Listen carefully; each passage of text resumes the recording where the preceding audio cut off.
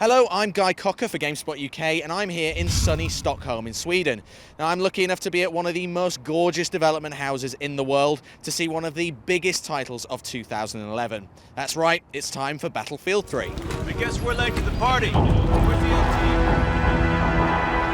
Hey GameSpotters, and welcome to Sweden. I'm here at DICE in Stockholm and joined now by Executive Producer on Battlefield 3, Mr. Patrick Bach. Patrick, welcome.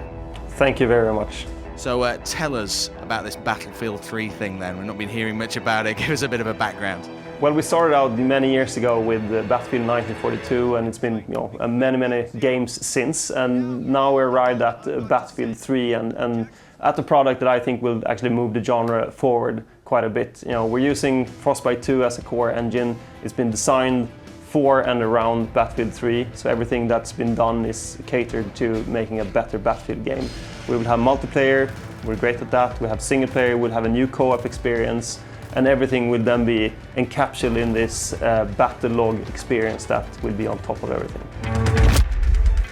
There's been a steady drip feed of information, lots of videos coming through. I imagine, though, you're going to make a big splash at E3. Can you tell us what we can expect? Well, of course, we're going to let people play the game at E3. That's our intent, because that's when the game comes to life.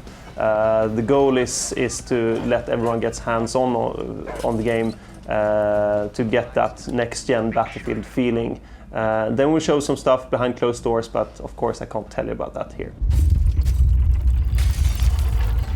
I believe that the story mode is going to be more expansive than ever before in the Battlefield series. Can you tell us about creating the story and who you've been working with? Well, in general, we take a lot of influences from media around us to find the right balance and the right style and tone of how the game should feel. We still want it to be a mature, authentic experience and utilize all the good stuff that we have in the Battlefield series, from big open landscapes to narrow urban environments. We want to use the vehicles, all the variation that we have in the gadgets, and of course utilize all the cool things that the Frostbite 2 engines lets us use. We're also working together with Andy McNabb, who is a former SAS member. He's highly decorated and knows all the things that we need to know about creating this game. So he's been helping out with everything from gunplay to character movement to gun handling and precision when it comes to a lot of the actions that we're doing. He's also helping out and tailoring the story to make it feel just right. So there's a lot of good stuff coming out of that.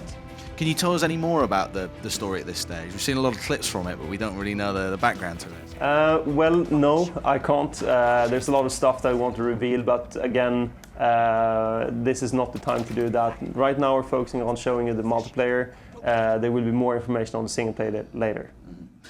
I know I've just gone and played the multiplayer. Tell us a little bit about what your overarching aims are for multiplayer in Battlefield 3. In general, it's still a Battlefield game. No one needs to worry about us straying away from the winning formula that is Battlefield multiplayer. We're expanding on a lot of the core elements, making it more intense, really trying to put the player into the action with a more physical presence in the world. You can hurdle over obstacles, you can prone, you can feel the weight of you lying down. We have a lot of cool features like the suppression, which is a really cool thing where you can actually, when you lie down and suppress with the light machine guns, you actually get points for keeping people away from that street. You can also feel the suppression in the air around you if you're getting suppressed. So there's a lot of small and cool features like that. Another thing is the play with light, where you actually use the engine that we have for the right purposes. For instance, the gunplay, when you're in light and darkness, you can shoot out lights and make good use of the darkness, as well as using your flashlight on your gun to make good use of both seeing your way through and also finding your enemies and maybe even blind them. So essentially, just going back to one of those points there, suppressing fire, you get points for laying that down, but it also kind of confuses the enemy a little bit. There are effects there. Yeah, it influences the area around the person getting suppressed. So you actually get a small suppression effect, that we call it, which kind of blurs your vision and slightly shakes your camera. Even though it's not hitting you, it kind of disturbs your vision. And you can also immediately feel like this is not a good spot to be in. One of the interesting things that you mentioned this morning in your presentation was battle log. Yeah. I know you can't talk about it too much at this stage, but can you just give us a hint as to what battle log is going to be about? Well, Battlelog is supposed to be a social platform for all Battlefield players, where you can actually, first of all, keep track of your friends. You have all your friends lists connected to this system. Also, all the pre-game and post-game activities that you do, you plan for your games and you follow up on your games. That's what you do there as well as tracking your persistence and all the cool things that you can do with that. And we're keeping that into one platform for all players, PC and console players. It's also important that none of this will cost extra. It's part of the package that you buy with Battlefield 3. You mentioned a little thing about being on the bus as well and being able to check in. Yeah, of course you can use your mobile devices to check up on your friends and use your hand computer to keep track of what they're doing. And if they're ranking up while you're on the bus, guess what you need to do when you get home? You were quite bullish earlier in terms of saying that there's not going to be any charge for any of this. The services is going to be. I think you said the price is going to be zero. I presume that was in reference to some of the Modern Warfare stuff that's coming out at the moment in terms of how much they're going to charge for extra online features. Is that kind of a key part of the Battlefield experience for you? Kind of buying the products and then it being free after that. It's not a clear reference to someone else, but we've gotten a lot of questions. How will this affect the price of the product? Why don't we charge for it and stuff like that? I think this is something that people see as natural nowadays, that you can actually track stats and do a lot of stuff that actually tracks the overarching experience of your game. People spend thousands of hours playing this game, and they want to have a place where they can go to keep track of what's happening.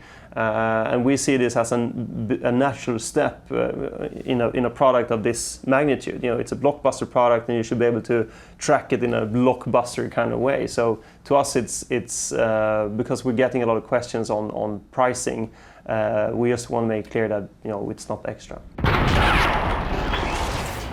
I know in terms of EA and how bullish they are being with this franchise and releasing lots of content, building it up, and they're quite open about the fact that they're competing with Modern Warfare. How does that put you in a development position in terms of competing with those guys? It doesn't really change anything to us. We're trying to build the best Battlefield game that we've ever built, so it doesn't really change how people want to position it and how consumers see it or how media likes to portray this. To us, it's important to stay focused on building a Battlefield game. We don't want to play, second fiddle or being a copycat. No one wants to be the cover band. You want to be the star. So trying to copy someone else will always put you in second place. We know that we can build great Battlefield games, and that's what we're doing here as well. So Patrick, tell us about the beta for Battlefield 3. A lot of GameSpot users asking about it, excited about it. When can they expect it? So the only thing I can say right now is that it's going to be released in September. I don't have an exact date right now, but looking forward for September, and you will get the beta.